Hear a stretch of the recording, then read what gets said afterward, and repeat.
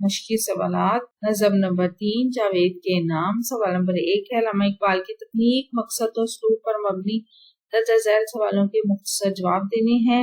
پہلا سوال ہے نظم کی غرض و غایت اور ساخت کو پیش نظر رکھتے ہوئے اشعار کا مناسب اور محتاط موازنہ کیجیے۔ یہ انتہائی بلیغ نظم علامہ اقبال نے اپنے فرزند جاوید اقبال کے ہاتھ کا لکھا ہوا پہلا خط پڑھنے کے بعد لکھی، چنانچہ اس میں شروع سے آخر تک ایک باپ کی شفقت کا رنگ نظر آتا ہے۔ مغربی قوموں کے اصول زندگی پائیدار نہیں، نیز ان کے معاہدہ کانچ کے برتنوں کی طرح کمزور اور ناقابل اعتماد ہیں۔ ان کے علوم و فنون خیالات میں بھی پختگی اور افادیت نہیں ہے۔ غرض کے اقبال کی یہ اصلاح مغربی قوموں کی پوری زندگی پر غالب آ سکتی ہے۔ احسان نہ اٹھانے سے اقبال کی مراد یہ ہے کہ ان کی تہذیب اور ان کی معاشرت اختیار نہیں کرنی چاہیے، ان کے افکار و خیالات کو بھی نہیں قبول کرنا چاہیے۔ جو علوم و فنون انہوں نے ایجاد کیے ہیں ان کو بے شک حاصل کریں، لیکن ان اقوام کی تقلید نہ کریں۔ اس نظم میں مخاطب اگرچہ جاوید اقبال ہیں، لیکن اصل نوجوان جو مسلمان نوجوان ہیں ان کو ایک ضروری پیغام دے رہی ہیں اور ان کے لیے بہت سی نصیحتیں اس میں کی گئی ہیں اور سچی اسلامی تربیت کا راستہ بتایا گیا ہے۔ دوسرا سوال ہے سفال ہند سے مینا و جام پیدا کر سے مراد کیا ہے؟ دوسرے حصے کا ترجمہ یہ ہے کہ اگر شراب پینا چاہتے ہو تو ان پیالوں میں پیو جو ہندوستان کی مٹی سے بنے ہوئے ہیں۔ مطلب یہ کہ اپنے وطن اور اپنی تہذیب سے محبت کرو۔ واضح ہو کہ اقبال وطن دوستی میں کسی بڑے سے بڑے نیشنلسٹ سے کم نہیں تھے۔ اگلا سوال ہے علامہ اقبال نے اپنی تحریک کو فقیری کیوں کہا ہے؟ علامہ اقبال نے اپنے تحریک کو فقیری اس لیے کہا ہے کہ فقر کا یہ مفہوم انہوں نے نبی کریم صلی اللہ علیہ وسلم کی حیات طیبہ سے اخذ کیا ہے۔ حیات طیبہ کا مطالعہ کیے بغیر علامہ اقبال کے تصور فقر کا مفہوم سمجھنا ممکن نہیں۔ نبی کریم صلی اللہ علیہ وسلم کی پوری زندگی فقیرانہ اسلوب کا نمونہ اور فقر کی عملی تفسیر ہے۔ علامہ اقبال کے نزدیک فقر ایسی متاع مستفی ہے جو امت مسلمہ کو وراثت میں ملی ہے۔ نئی صبح و شام پیدا کرنے سے علامہ اقبال کی کیا مراد ہے؟ تو اقبال کا مطلب اس سے یہ ہے کہ جس طرح سرکار دو عالم صلی اللہ علیہ وسلم نے نئی دنیا پیدا کر دی، دنیا میں بڑا انقلاب برپا کر دیا، اسی طرح حضور صلی اللہ علیہ وسلم کے غلام بھی حضور صلی اللہ علیہ وسلم کے نقش قدم پر چل کر دنیا میں انقلاب برپا کریں۔ سکوت لالا و گل سے کلام پیدا کرنے کی شرط کیا ہے؟ اس بات کے کہنے کا مقصد یہ ہے کہ اگرچہ لالا و گل زبان نہیں رکھتے، لیکن اگر کوئی فطرت شناس ان کی بناوٹ پر غور کرے تو وہ زبانی حال سے خالق و صناعی کائنات کے وجود پر گواہی دیں گے۔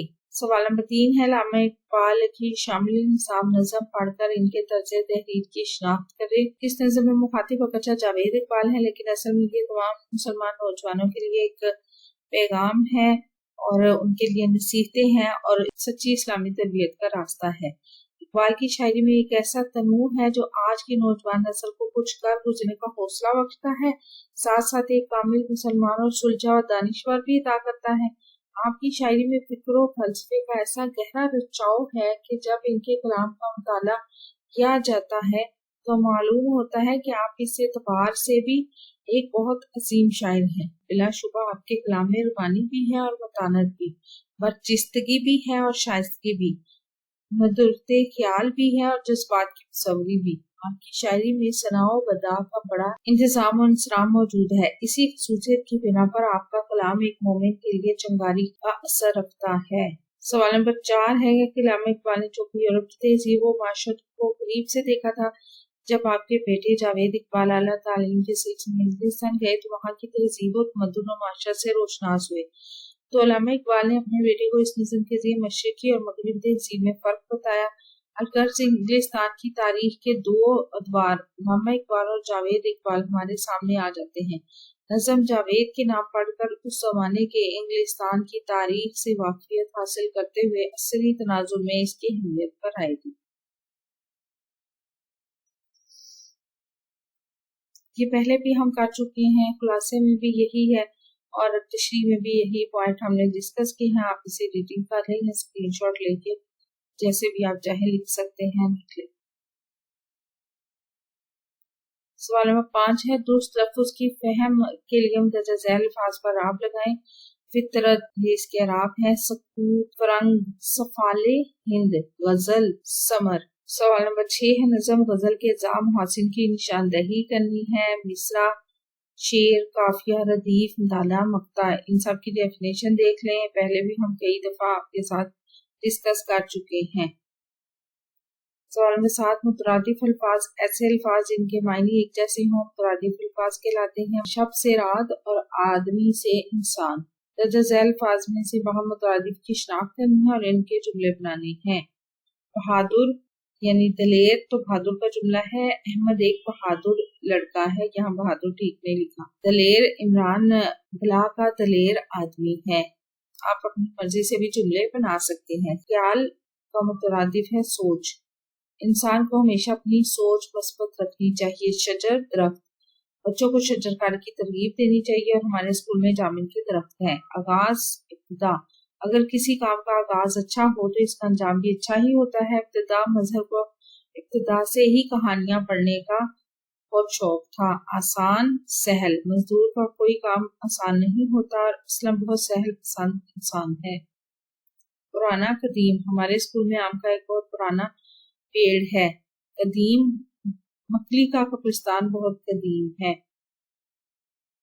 सवाल नंबर 8 है मुहम्मस और मुसद्दस हैयत में फर्क। ऐसी नज़म जिसके हर बांध में 5 मिसरे होते हैं वो मुहम्मस कहलाती है और जिसके 6 मिसरे होते हैं वो मुसद्दस कहलाती है। तो ये जो अशार दिए हुए हैं हमने बताने हैं कि मुहम्मस है या मुसद्दस। ये जो सामने अशार है वो यानी बंद है वो मुहम्मस है और ये वाला मुसद्दस है। आप इसके शेयर जो हैं वो काउंट कर लें। वीडियो कैसी लगी चैनल जरूर सब्सक्राइब करें, वीडियोस को लाइक और शेयर कीजिए, कमेंट करके बताएं कौन सी वीडियोस देखना चाहते हैं अपना और अपने प्यारों का रखें ढेर सारा ख्याल। अल्लाह हाफिज।